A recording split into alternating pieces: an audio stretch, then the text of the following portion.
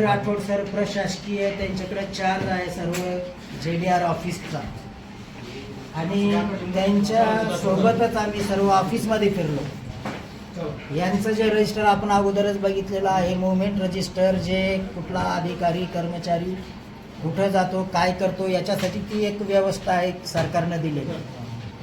त्यासोबतच प्रत्येक अधिकारी कर्मचारी सरकारनं असं निश्चित केलेलं आहे की हा कर्मचारी सरकारी आणि दुसरे जे पक्षकार आहे एकमेकाला ओळखता यायला पाहिजे, यासाठीचं त्यांना आय कार्ड दिलेलं आहे। परंतु पूर्ण ऑफिसमध्ये 100 पैकी 25 लोकांनी या ऑफिसमध्ये, आता आम्ही येण्यापूर्वी काही आला असेल मेसेज म्हणून सर्वांनी आय कार्ड गळ्यात घातलेले दिसत आहे।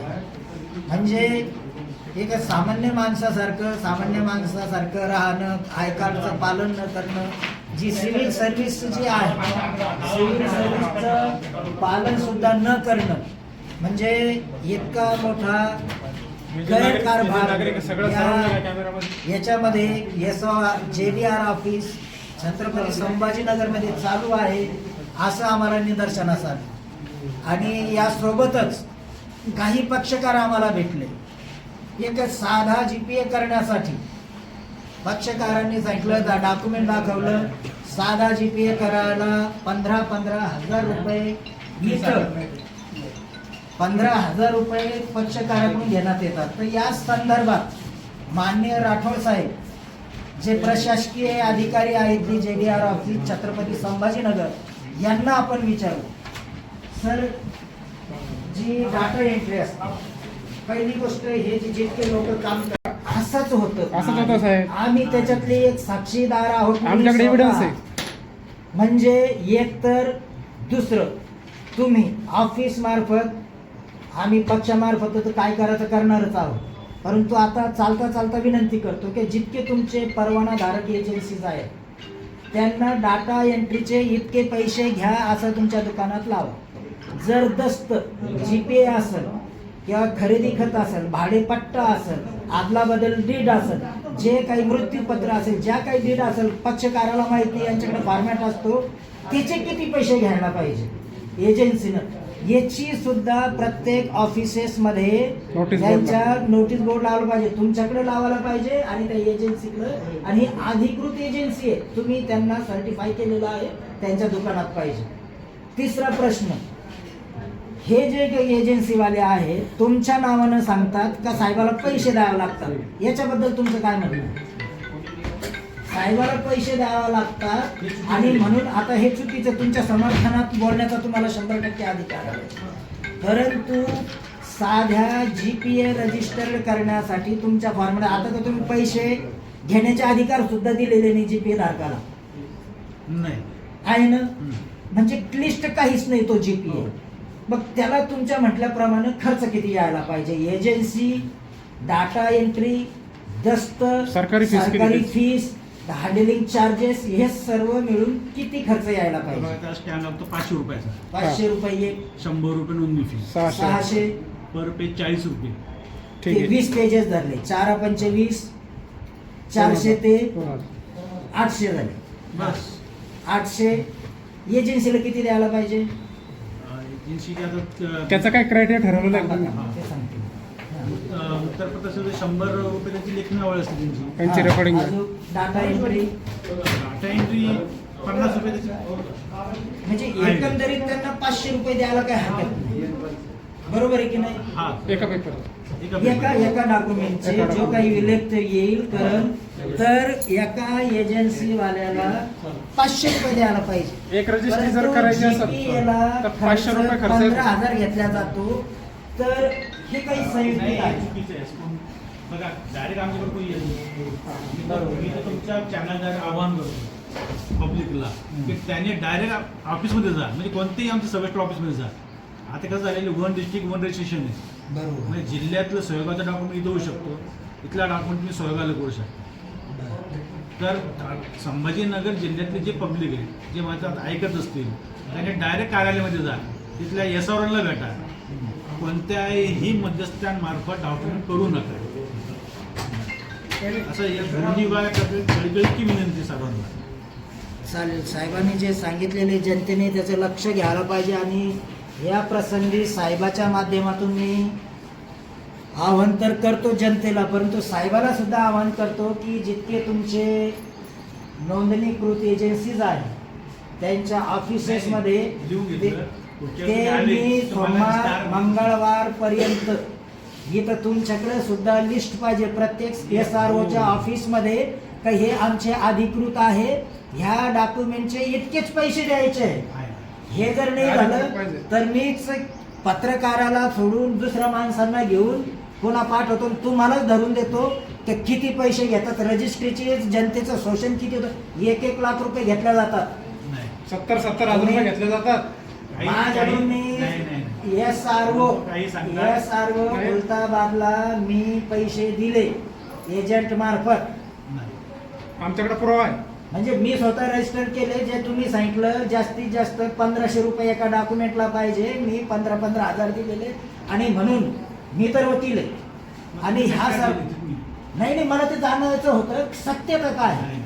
तर ही जी तुम्ही सांगताय तर 8 दिवसामध्ये आमचं आव्हान आहे, विनंती आहे Peoples Party of India Democratic तर्फे, नाही तर आम्ही स्वतः इथंच कॅम्प लावणार आहोत. नाही.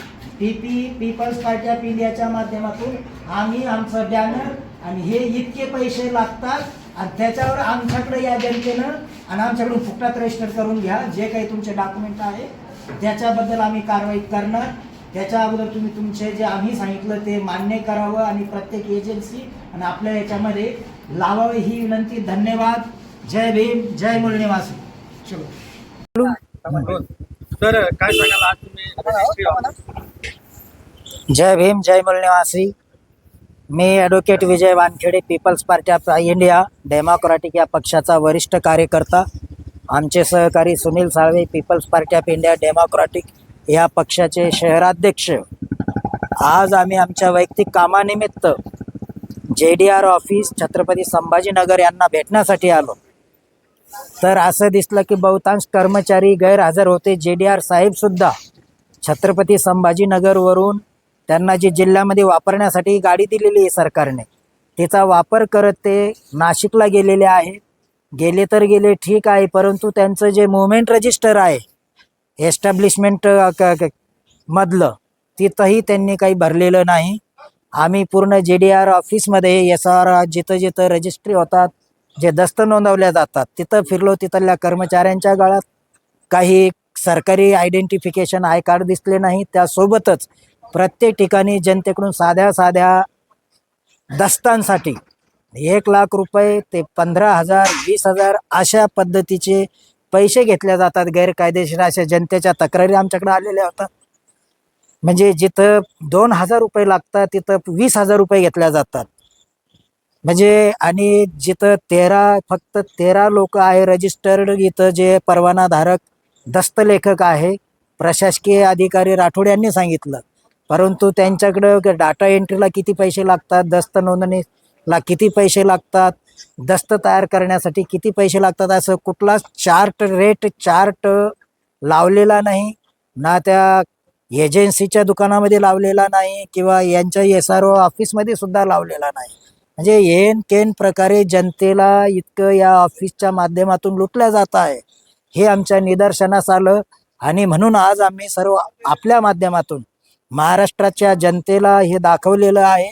आणि महाराष्ट्र राज्याचे महसूल मंत्री तथा छत्रपती संभाजीनगर जिल्ह्याचे पालकमंत्री यांना विनंती करतो की त्यांनी JDR ऑफिस औरंगाबाद आणि छत्रपती संभाजीनगर आणि सर्व तालुक्याच्या SRO ऑफिसवर लक्ष द्यावं आणि प्रत्येक ठिकाणी जनतेची जी अडवणूक होत आहे, अधिकारी कर्मचारी किंवा तुमचे जे परवानाधारक दस्तलेखक ही अडवणूक करत आहे, त्यांकडे लक्ष द्यावं. 8 दिवसाचा आम्ही अवधी देत आहोत.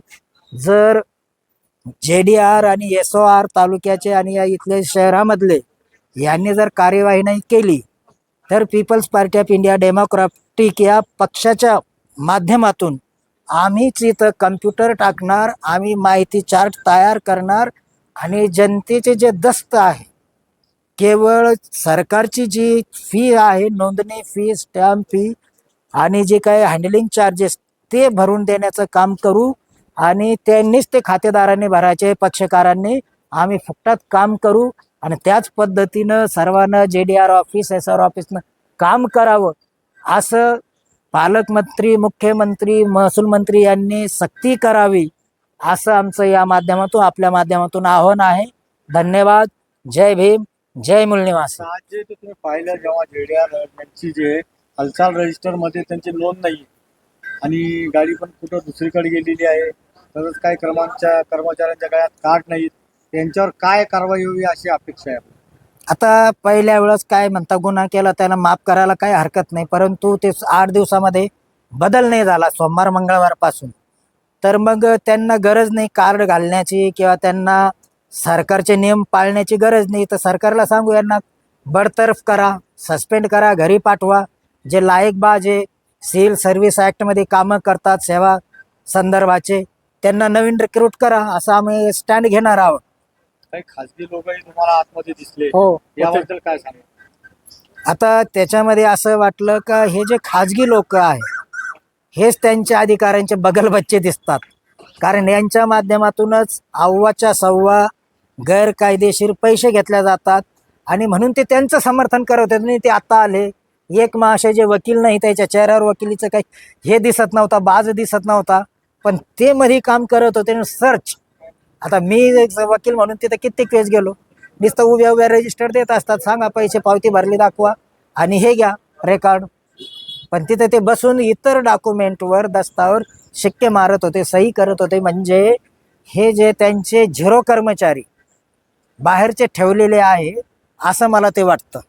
आपलं नाव सांगा.